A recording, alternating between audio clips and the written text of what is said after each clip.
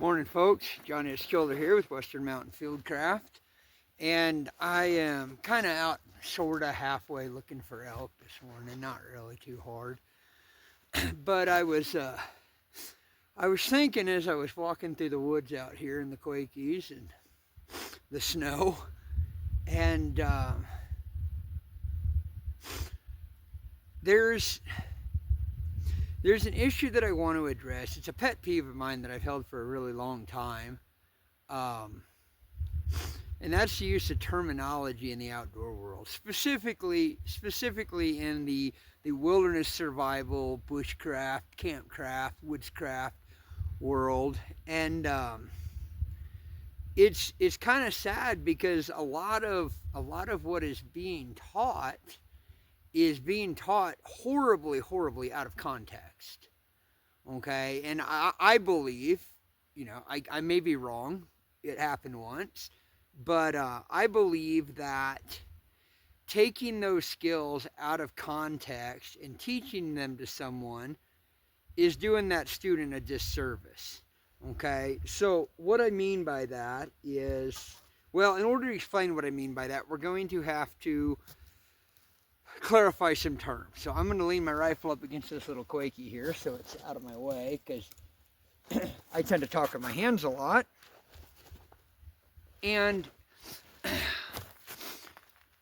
so we have essentially three, arguably four ways to approach outdoor skills when we're talking about wilderness survival skills.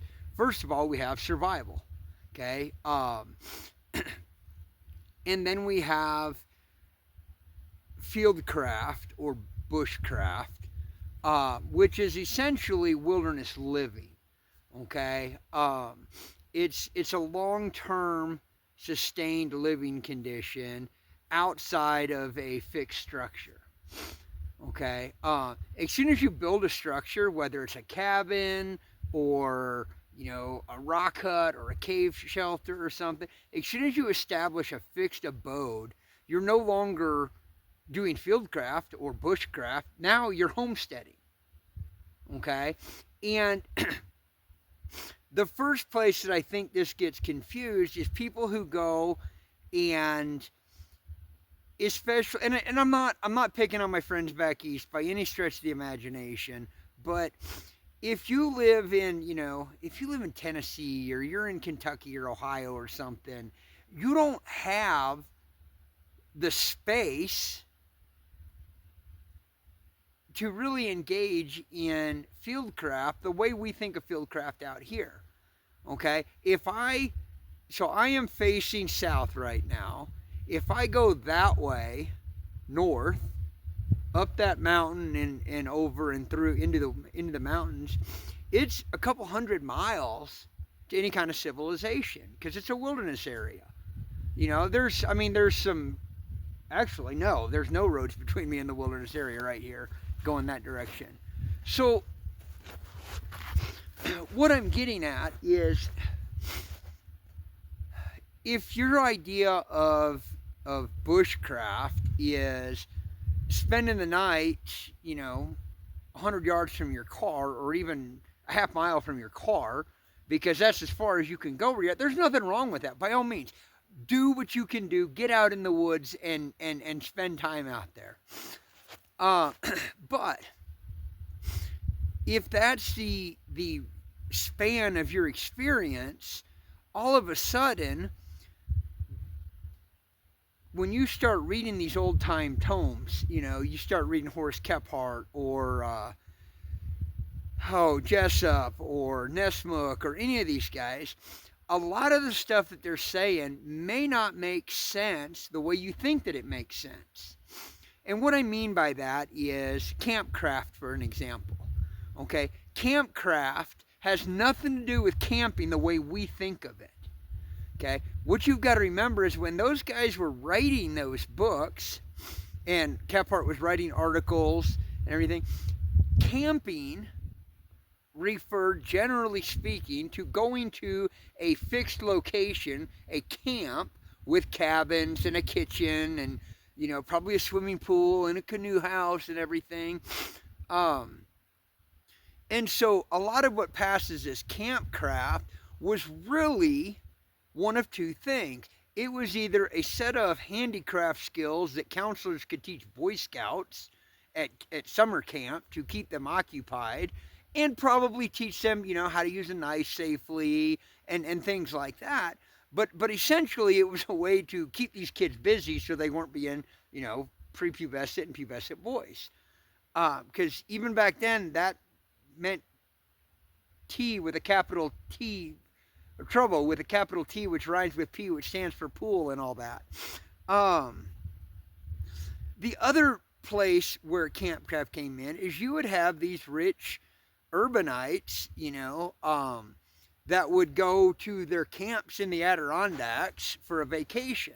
And this was, excuse me, this wasn't a little thing. There were huge, this was an entire aspect of the tourism industry back then. It was a huge, I don't know exact figures. I don't want to say multi-million-dollar industry, but it was a very, very well-established industry. And so when you see a lot of this stuff in these books recommended for campcraft skills, that's what they're referring to. They're not referring to fieldcraft. They're referring to campcraft, crafts we do around camp. So that's one part of the issue. And it ties back into the other parts of the issues we're going to talk about. So the other issue we have is wilderness survival. A lot of guys are out there, and girls are out there, and they want to learn wilderness survival because, for whatever reason. I don't know all the reasons. And I don't pretend to know all the reasons. But wilderness survival in the modern era, and even in the old days, the old days, really pertains to a very specific emergency situation. Okay, John Coulter, when he made his run from the Blackfeet, was engaged in wilderness survival. Hugh Glass, after he got left behind after getting mauled by a grizzly bear in North Dakota and had to crawl 200 miles to Fort Kiowa, was engaged in wilderness survival. Me going out with all my period gear on, with my powder horn and my shooting bag and my flintlock and my market wallet that has my flint and steel kit in it, that's not wilderness survival. And pretending that it is, number one, does your student a disservice. From my perspective, to be doing you a disservice to pretend that has anything to do with survival. Okay? If you have the foresight to have extra tools, you are not practicing wilderness survival. Period. Full stop, end of story. Now, if you go out with your everyday carry, whatever that entails, okay, if your everyday carry entails, a pocket pistol and a pocket knife and a fire starter, and you go to the woods, or you find yourself stuck in the woods, maybe you're driving through Colorado in the wintertime and you slide off into snowdrift, and you're on a back road and you can't figure out how to get out, and you don't have any cell service. Okay, you're doing wilderness survival at that point, or you're doing survival at that point anyway. Now, if you had the foresight, because you're a smart person and you know that driving in the back roads in Colorado or Wyoming in the wintertime means it's generally a good idea to have some blankets, some extra food, a way to create heat. You're not doing survival at that point. It's just an unplanned camping trip. And that's really where the difference arises. If you have any extra gear, and this is my definition, I acknowledge that, and other people may have other definitions, and they're welcome to be wrong. If you have any other gear besides whatever you carry in your pockets when you go to work today or tomorrow, you are not engaged in wilderness survival. You're just on a camping trip. Now, it might be an austere camping trip, but hell, people do that all the time for entertainment. That's not survival. That's just an austere camping trip. So when you see people like, oh, I have my 35-pound pack survival kit, That's not a survival kit, man. That's a camping load.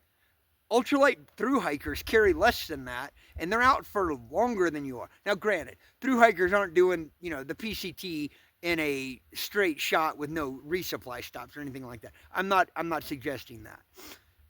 But when you're going through the John Muir Wilderness area, or you're, in the winds, in Wyoming on the CDT, there's stretches of up to a week or more where there's no resupply unless you go out, and there's not really a convenient trailhead to go out for large sections of that.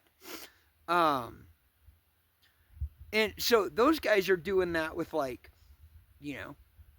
25 pounds or less on, and they don't consider that survival. They're just on a through hike. They're just hiking, man. So the idea of a 35 or a 45 or God forbid a 55 or 65 pound survival pack is ludicrous.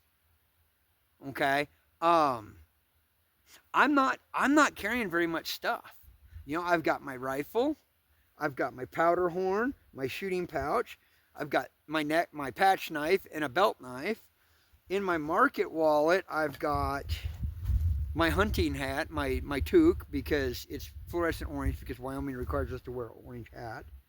I've got a knife sharpening stone. I've got a compass in there that I don't know why I even bother carrying anymore.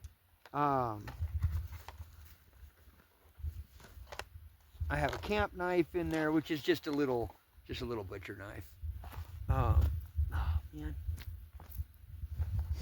And in the other pocket, all I have, I think, I'll have to look to make sure, is my flint and steel kit, my fire kit. It's not just flint and steel.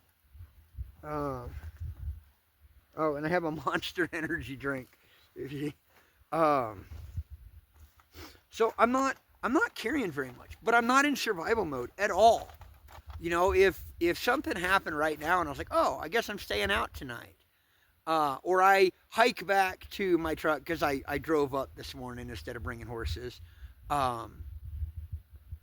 If I get back to my truck and it's, 7 or 8 miles back to the house along the road, and the truck doesn't start, it's like, oh, I'm staying out overnight. Shit. I'm not in survival mode. I'm just camping out. It's an unplanned trip, and it'll be a chilly one because it's going to get down into single digits tonight. But I'm not going to die. Okay? When you find a wilderness survival instructor or a bushcraft instructor who tells you, oh, you need this and this and this and this and this to survive, they don't know what they're talking about. Full stop.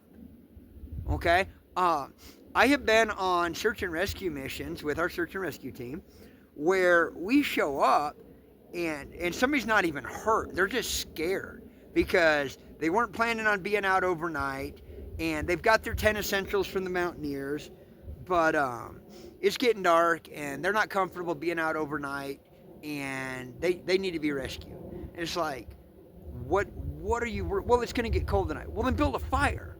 You got a fire starter, right? Yeah, then build a fire.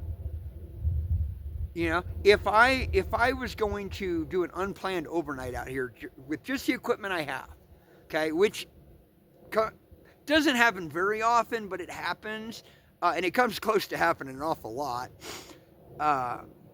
because I'm just not worried about it. If it starts getting, if I'm pursuing an elk and it starts getting close to dark, but I've still got legal shooting light, I'm not going to give up the hunt because, oh, I don't want to walk home in the dark. I'm not walking home in the dark. I'm going to stop wherever I'm at when it gets dark enough, or too dark, and I'm going to build a fire and I'm going to sit by that fire all night. The only essential survival equipment for true wilderness survival is a way to start, a reliable means of starting a fire. Okay?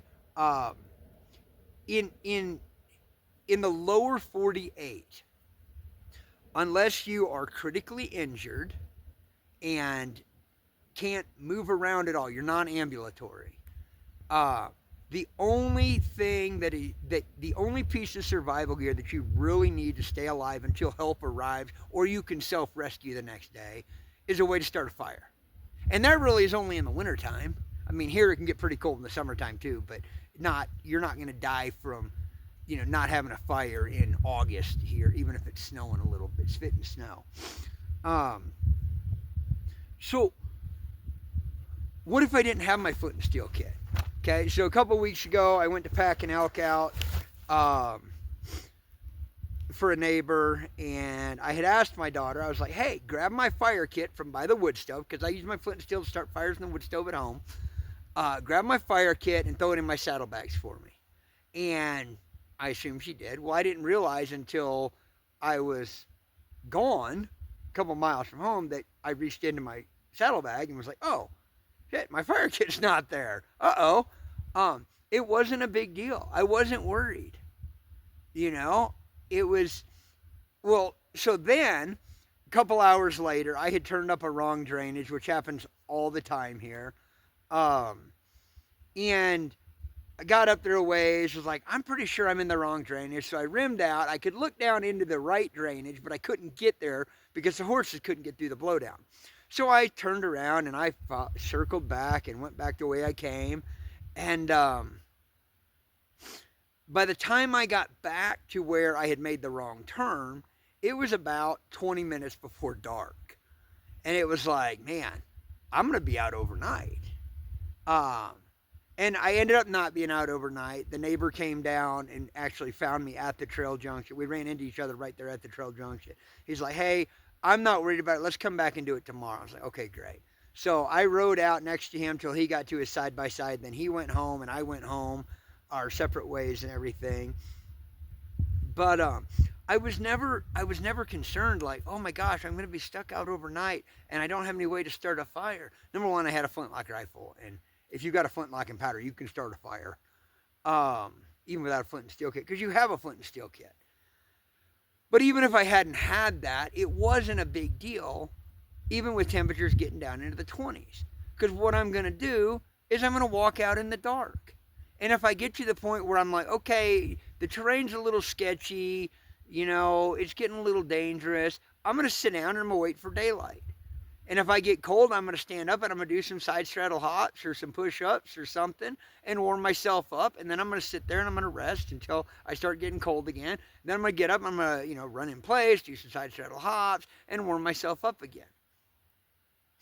This idea that you need to be able to cut a tri-stick and you need to be able to, build a shelter with just your pocket knife,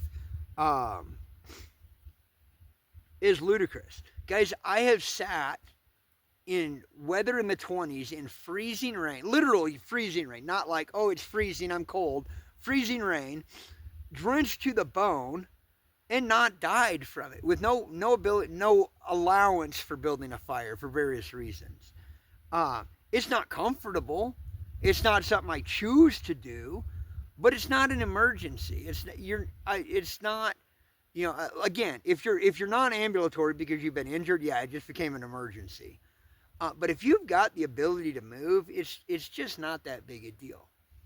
So wilderness survival is really overblown as a topic of instruction. It's really, we've all heard the 3 C's, right? Or the rule of threes. You can go 3 minutes without oxygen. And that's blood carrying oxygen to your organs and extremities. If you get a really bad cut and you're spurting blood, in about 3 minutes, maybe a little bit less, maybe a little bit longer, you're probably not going to be worried about anything ever again. Which means basic first aid, being able to stop massive hemorrhage, is our primary concern with survival. You can go 3 hours without protection from the elements. And that doesn't mean a shelter. That means adequate clothing. That means the ability to start a fire to warm you up. That means the ability to generate body heat through physical exercise. It's just keeping your core temperature up is what that 3 hours without protection from the element means. And then you can go 3 days without water, 3 weeks without food. And obviously, those aren't set in stone. I mean, there have been people who died of, actually, that's not true. I don't know anybody that's actually died of dehydration in less than 72 hours. But people get pretty loopy long before the 72-hour mark reaches there. And if you're not accustomed to being extraordinarily thirsty or really dehydrated, it can be really detrimental a lot sooner than that. But it's not about the specific time periods. It's about the priorities of work, the prioritization of what matters first. Okay?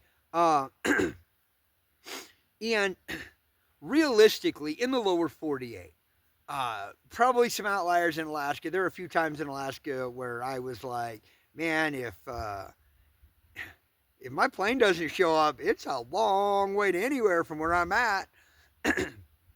But in the lower 48, realistically, if you did all the right things and left a plan and left a deadline and people know roughly where you're at, you're not going to be in a survival situation for more than 48 to 72 hours.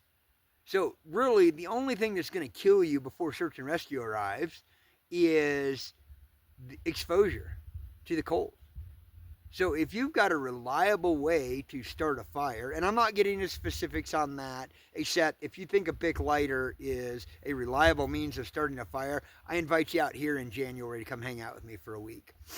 And I'll disprove that very rapidly, probably by halfway through day one.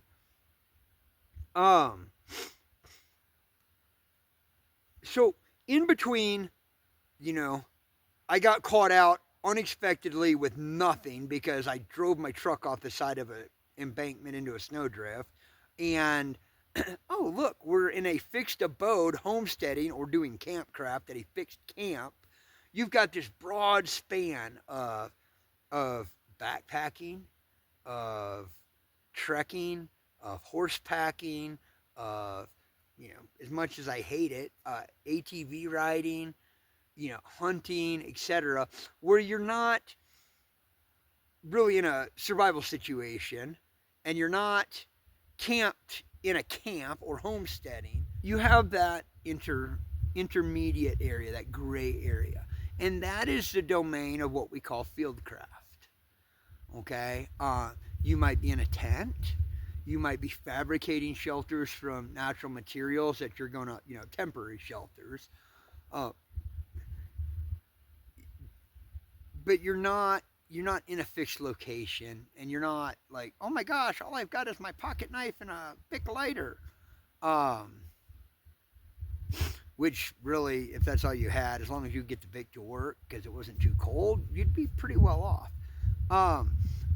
So when we start talking about that, and I hate the term bushcraft, okay? I don't hate the term bushcraft. I think it's used incorrectly and used inaccurately.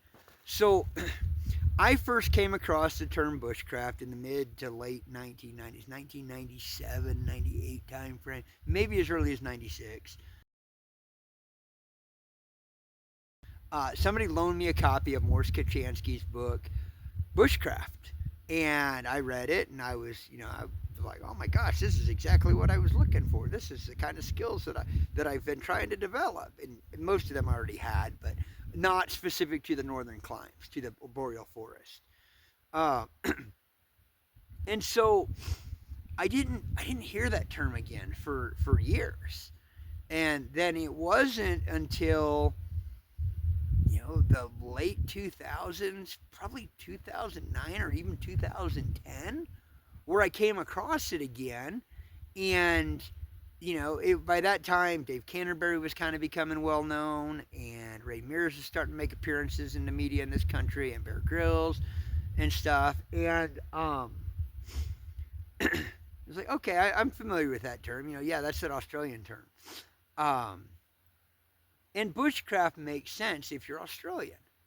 Now, to be fair, there are some references in, early 20th century, late 19th century American outdoor literature that use bushcraft or bush. But generally speaking, in this country, nobody ever really called it the bush unless you were in Alaska, and that's because of the Canadian influence. So what we're looking at is the importation of a foreign term for something that really we have a longer history of than they do. Okay.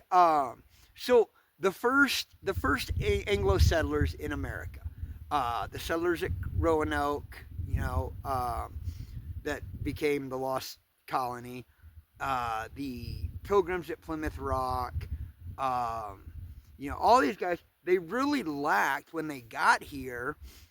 They lacked any kind of fieldcraft knowledge at all, for the most part. Now there were certainly soldiers. John Smith, had experience as a soldier on campaign, so he had some experience with fieldcraft in the European context.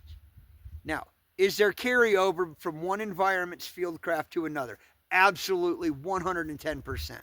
Okay, and we can look at our own history and see that. William Sublette, oh gosh, James Clyman, Hugh Glass, all those guys had experience in the woods back east before they came west into the fur trade.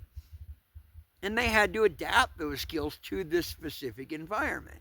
Now, I grew up in the southeast, in the hills, outdoors, and I will tell you with absolute 110% honesty, when I got out here, I did not know as much as I thought I did. Now, it's not that's not phrasing it properly. I knew what I thought I knew, but I didn't know it in this environment. The foliage changes, the vegetation is different. One of the things I always heard growing up: never burn pine, never burn pine, never burn softwoods, always burn hardwoods, burn oak, burn hickory. There's no oak or hickory here. Like the closest thing we have to a hardwood is quake and aspen and cottonwood. And if I went now, you go to southern Missouri, there's no quaking aspen. Nobody has a frame reference for that. But if you go to southern Missouri in the Ozarks and you're like, oh yeah, I'm gonna burn cottonwood because it's a hardwood, they're gonna look at you like you're an idiot. It's a different environment, and you have to be able to adapt your skill set to that different environment. So John Smith and other soldiers in the early colonial period had to learn to adapt that. And they got a leg up by, working with and observing friendly native tribes. But so we have this long history in this country of these skill sets, and it seems to me, and this may be my ethnocentricity, this may be hubris on my part, or it may just be fucking arrogance. To me, it seems ludicrous to use skills that have been developed in this country over, 3 or 4 centuries, and then be like, oh, we have to use this British term for it, when the British had to learn a lot of this stuff from the indigenous people here, the American Indians. So that's my beef with bushcraft. If you want to call it bushcraft, I don't care. So fieldcraft. Fieldcraft is what we do. Now, we do homesteading stuff because we've got the pack station, and we've got the blacksmith forge there, and we've got, the corrals there and everything, and we've constantly got building projects going on. But when we're out here, fieldcraft is what we do. And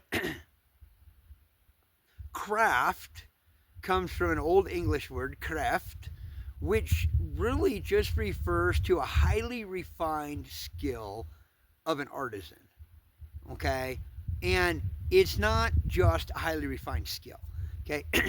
If you take a framing carpenter who's building, spec houses in a subdivision outside of Fort Collins, and you're like, hey, I need you to build, here's this plan, I need you to build 16 of these. And that dude with his crew is throwing up like 3 frames a week.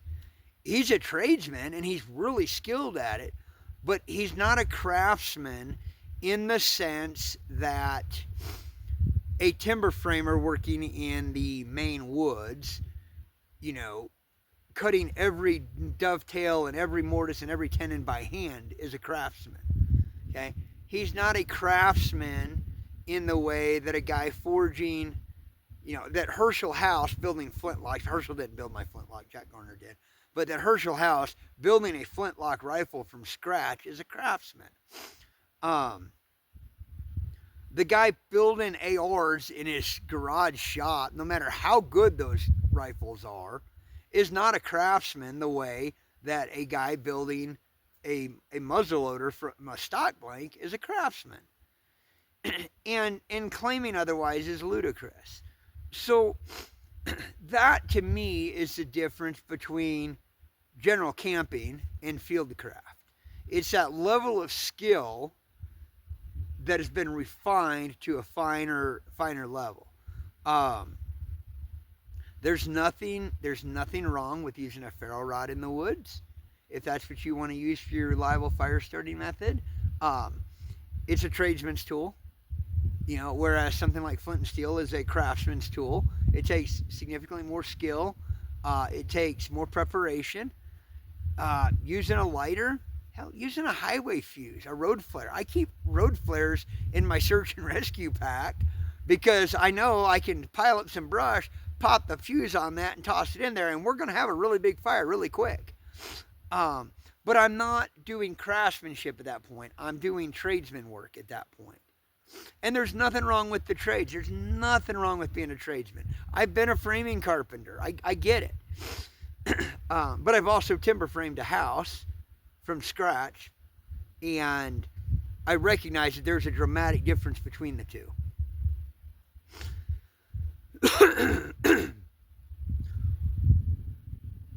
That is our goal here, is to to illustrate to you and hopefully even teach you some of that artisanal skill in the outdoors. I'm wearing a hand sewn blanket shirt made out of wool. I've got a hand knit wool sweater. I didn't knit it, it's from Ireland. But a hand knit wool sweater on, and then a hand sewn work shirt. I've got wool knee breeches, stockings, hand sewn leggings, hand sewn moccasins, etc. None of this is necessary. I could go to, Cabela's or Sportsman's Warehouse and go buy a bunch of Gore-Tex and stuff, or I could even go buy wool. I prefer these because I appreciate the art involved in it. Okay? And that's what we're trying to do. So, we're not doing wilderness survival. We're not doing campcraft where we're making shit up just to have stuff to do. We're practicing fieldcraft. And that means we are going to use some equipment all the time and some equipment just under certain circumstances. And some equipment we'll do without. Okay? When I pack a canvas wedge tent on the horses into the backcountry, I don't bring iron, hand-forged iron tent stakes. I cut willow stakes on scene or on site.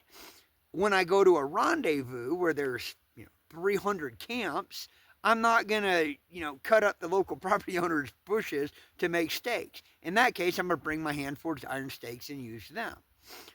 And that's what I mean by we use different equipment for different circumstances.